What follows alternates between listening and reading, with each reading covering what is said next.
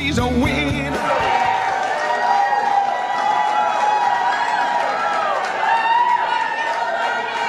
Thank you, Kellyanne. Hello, Pennsylvania. Thank you all for the very warm welcome. And to our friend, Congressman Smucker, for joining us today. We love you! I love you too. Thank you. Before I begin, thank you for all the love and support you gave us when our family was diagnosed with COVID-19. We are all feeling so much better now, thanks to healthy living and some of the amazing therapeutic options available in our country. Thank you again for your well wishes. Since early this year, our country has felt the effects of global pandemic. Like many of you, I have experienced the first-hand effects of COVID-19, not only as a patient, but as a worried mother and wife. I know there are many people who have lost loved ones, or know people who have been forever impacted by this silent enemy. My family's thoughts and prayers are with all of you through this difficult time. We all know the American spirit is stronger than this virus. We have proven that we can and will overcome this unexpected challenge. Thank you to all who have stepped up and helped in this uncertain time. To the frontline workers, teachers, healthcare professionals, and many more, my husband and I are grateful to you. You continue to make a difference every single day. Such selfless service is what our American values are all about. It is amazing to see the way we as Americans have come together in this time of need. Through the passionate and careful work being done in our communities, cities, and states all across our beautiful and powerful country, we will triumph over this virus. Donald is a fighter. He loves this country and he fights for you every single day. For the first time in history, the citizens of this country get to hear directly and instantly from their president every single day through social media.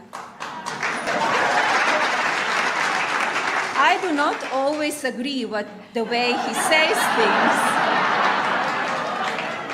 but it is important to him that he speaks directly to the people he serves.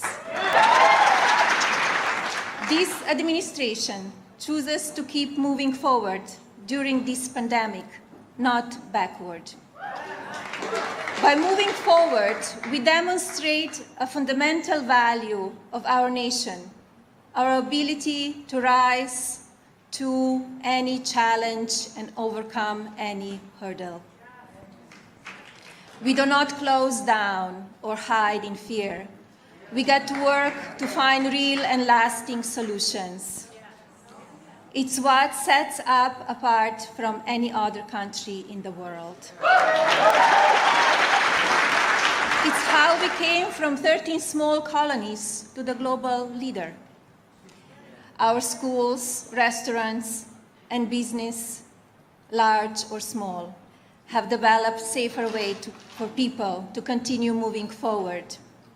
Our administration remains 100% supportive of ensuring our nation is equipped with all the medical supplies we need and getting a vaccine developed and distributed as safely and quickly as possible. This is something that both political parties should support, encourage, and celebrate. No one should be promoting fear of real solutions for purely political ends. The success of a vaccine will save millions of lives over the long term. I believe in our incredible doctors, nurses, medical professionals, and scientists. The Democrats have chosen to put their own agendas ahead of the American people's well-being. Instead, they attempt to create a divide on something that should be non-partisan and non-controversial. A divide that causes confusion and fear instead of hope and security. That is not the leadership. Let us also not forget what the Democrats chose to focus on when COVID-19 first came into our country. While the president was taking decisive action to keep the American people safe, the Democrats were wasting American taxpayer dollars in a sham impeachment. They cared more about removing our elected president. Meanwhile, I watched Donald continue to work hard to keep people informed and calm, to protect our economy, and make hard and unpopular decisions to do all he could do to keep us all safe. This sham was led by opposition, and their display of hatred is on display to this day. Children watching and learning about politics in our country deserve a better display of political responsibility and respect for our secret institutions. Joe Biden attacked President Trump's decision to put the American people first and closing travel from China. He called it xenophobic hysteria. Now he suggests that he could have done a better job. Well, the American people can look at Joe Biden's 36 years in Congress and 8 years in the vice presidency and determine whether they think he will finally be able to get something done for the American people. On November 3rd, when you vote, you're voting for our children's futures. As long as Donald Trump is president, our American family values and the virtues that our country was built upon will continue to be cherished and upheld. The Democrats, with help from the media, have worked tirelessly to all but destroy our traditional values. Before my husband decided to run for president, the media loved him because they saw the man that I see every day, someone tough, successful, and fair. And handsome. I agree. A man who sees potential in everyone he meets, no matter their gender, race, religion, or sexual orientation. A man who has a very big heart and have a great sense of humor.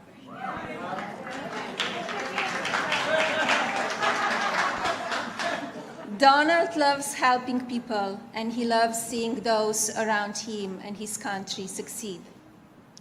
But when he decided to run for the president as a Republican, the media created a different picture of my husband, one I don't recognize, and treated all his supporters with equal disdain.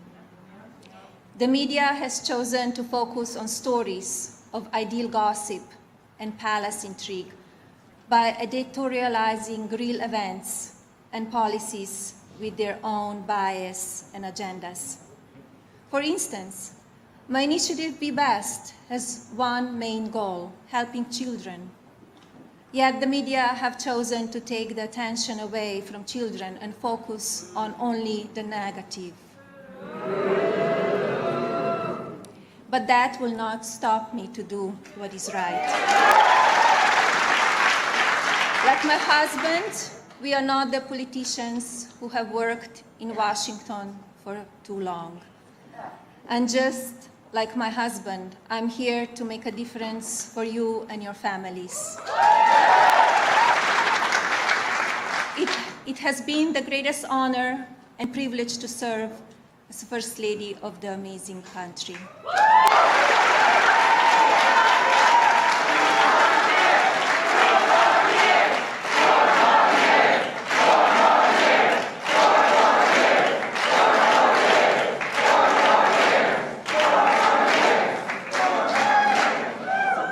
It has allowed me an opportunity unlike any other. I have met with children all around the country and the world. What I know is that all children understand the language of love. I have seen a great deal of love through simple, everyday acts of kindness. In fact, it was a little boy from this great state of Pennsylvania who helped show what it meant to be best. Christian Bucks was in second grade when he created his body bench. When Christian noticed some of his schoolmates were lonely, he decided to create a bench where children could sit at recess and connect with other children. Christian's simple act helped address children's feelings of loneliness, and it allowed for many new friendships to form. These are the acts to be best will continue sharing with the American people so that children everywhere can understand the power of kindness. Remember, it is love of optimism, not fear and lawlessness, that will make America great again. There is so much goodness and compassion happening, but oftentimes it does not make the news. That drives the news are the hand-picked, angry, and often baseless claims from anonymous sources and angry ex-employees who are only trying to distract from the important work happening inside the White House. These next 4 years are vital. Our president continues to move this country forward. The United States is a country of hope, not a country of fear. Under Donald's leadership, our economy has soared, our borders are safer. We have stayed out of new conflicts and worked to end wars.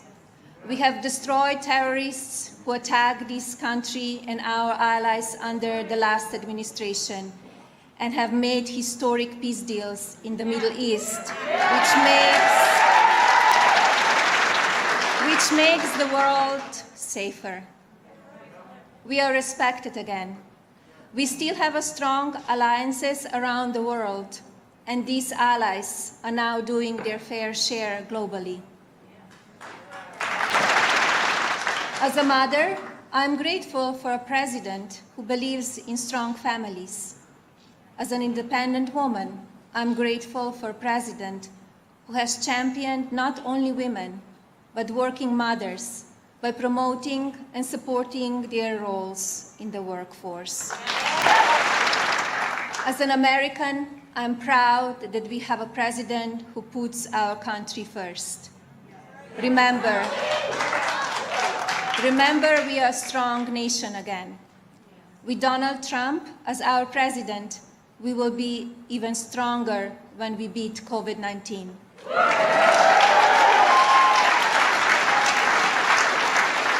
Please remember to follow CDC guidelines so that together we can minimize the spread of the virus until a vaccine can be developed. This election isn't just about the next year. It's about the next 4 years and beyond.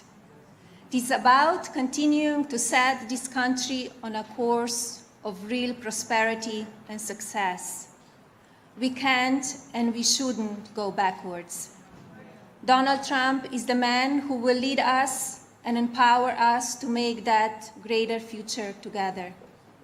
Donald Trump will expand and grow the economy and keep us safe.